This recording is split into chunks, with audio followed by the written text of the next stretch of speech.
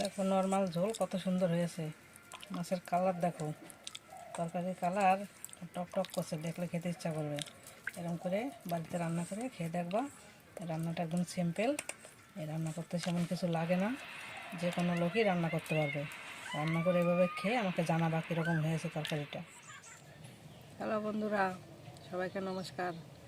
অর্চনার বাংলা কিচেনে আজকে হবে রুই মাছের ঝোল। তার জন্য আমি দুটো রুই মাছ নিয়েছি। মাছ দুটো দেখে নেন, জ্যান্ত মাছ। এখন একটু নড়াচড়া কম করছে।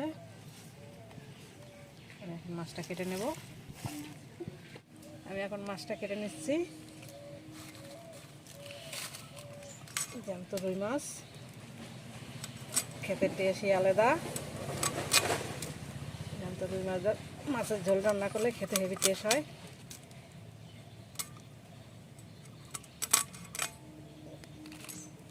দাম কত মাছের? কত নিল? 100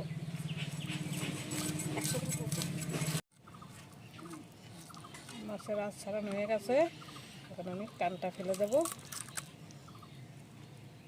মাছের কাঁচাটা ফেলে মাছটাকে আমি পিস করে নিচ্ছি।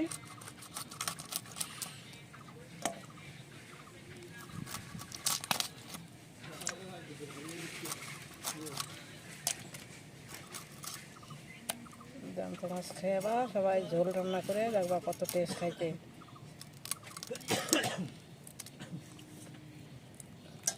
দুটোই আমি একভাবে কেটে নিচ্ছি।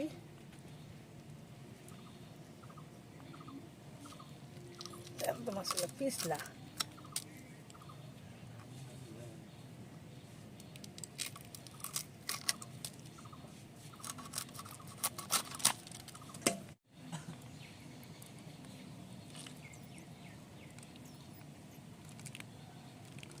ভিতরে পিত্তিটা যেন গলে না যায়, পিত্তি গলে গেলে মাছ দিতে হয়ে যায়।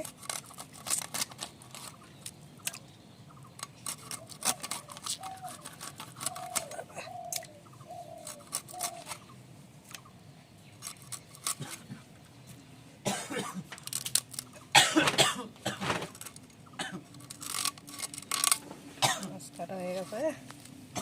কত মাছ হয়েছে দেখো। মাছটা ধুয়ে নিয়ে আসবো।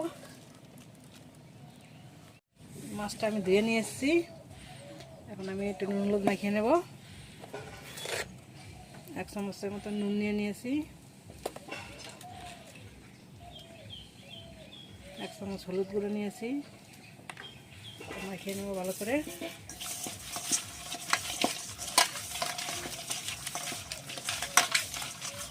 উনুনে কড়াই বসিয়ে রেখেছি।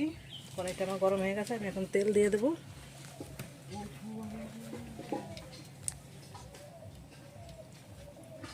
তেল দিয়ে দিয়েছি।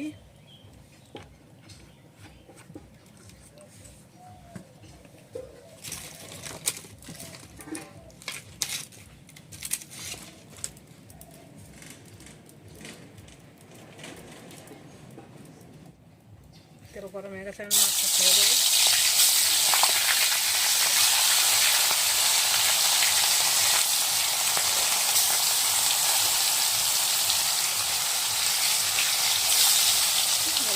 দিয়ে ভেজে নেব। মাছটাকে একটা উল্টে দিচ্ছি।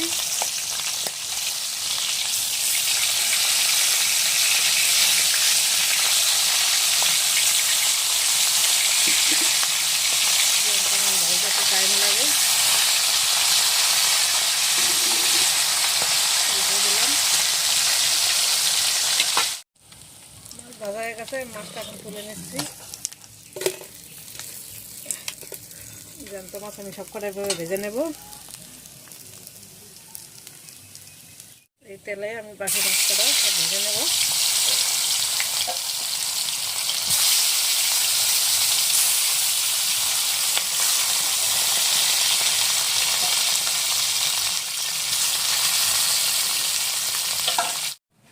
দেখো বন্ধুরা, মাছটা কত সুন্দর করে ভেজে নিয়েছি। জ্যান্ত মাছ একটু ভালো করে না ভাজলে মাছের টেস্ট হয় না। এই মাছটা আমি আলু দিয়ে ঝোল করবো।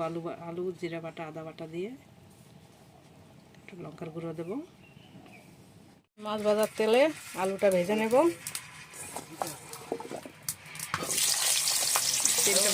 তিনটে আলু নিয়ে নিয়েছি মাঝারি সাইজের। আলুটা একটু ভাজা ভাজা করে নেব। জ্যান্ত মাছের ঝোল,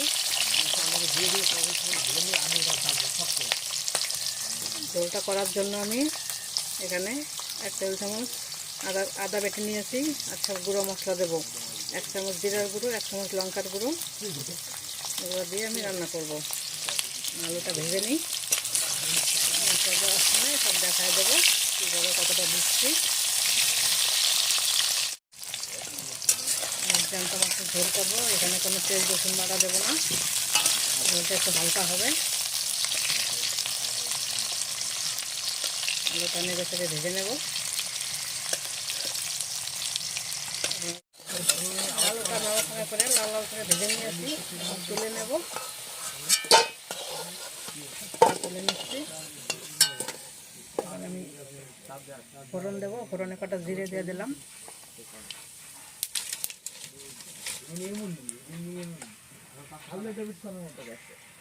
আমি জিরা, আদা, লঙ্কা সব একসঙ্গে দিয়ে জল দিয়ে মিশিয়ে নেব।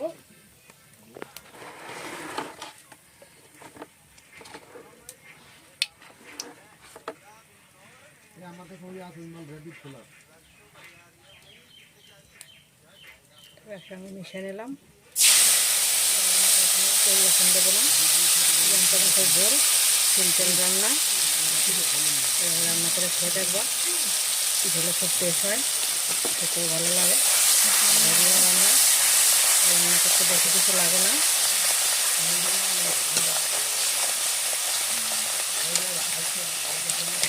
মশলা একটু কষানো হয়ে গেলে আলুটা দিয়ে দেবো, দিয়ে জল দিয়ে দেবো নাড়াচাড়া করে।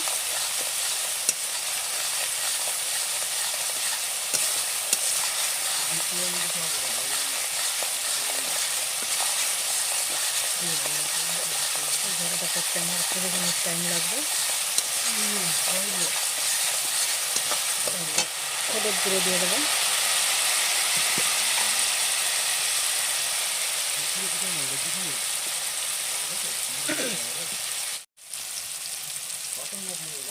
হলুদ গুঁড়ো দিয়ে দিচ্ছি।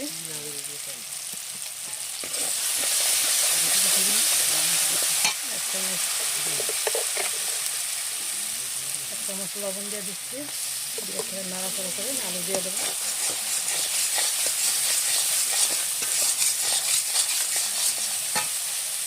আলুটা দিয়ে দিচ্ছি।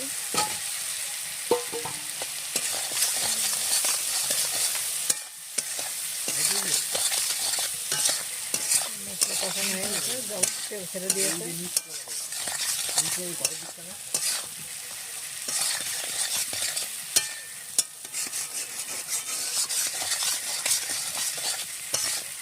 নাড়াচাড়া করে নেব। দেখো কত সুন্দর হয়ে গেছে, লাল লাল হয়ে গেছে মশলা কষানো। মশলাটা যত ভালো কষানো হবে তরকারিটা টেস্ট হবে।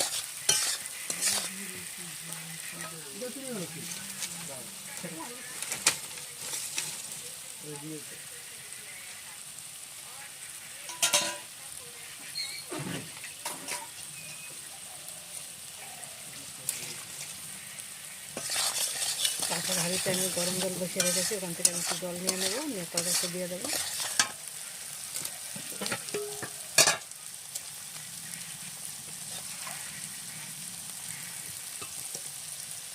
গরম জল দিয়ে দিচ্ছি।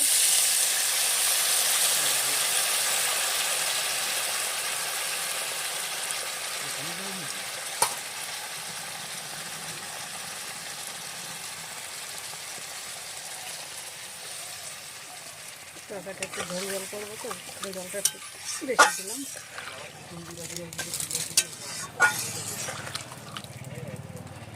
একটুখানি ফুটিয়ে নেব। মাছ ভেজে রেখেছিলাম, মাছটা দিয়ে দিচ্ছি। একটু ফুটিয়ে নেব মাছ দিয়ে।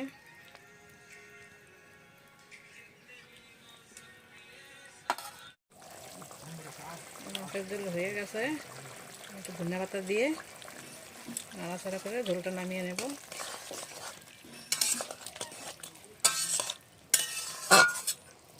গরমে ধনেপাতা সিদ্ধ হয়ে যাবে। তরকারিটা আমি নামিয়ে নিচ্ছি।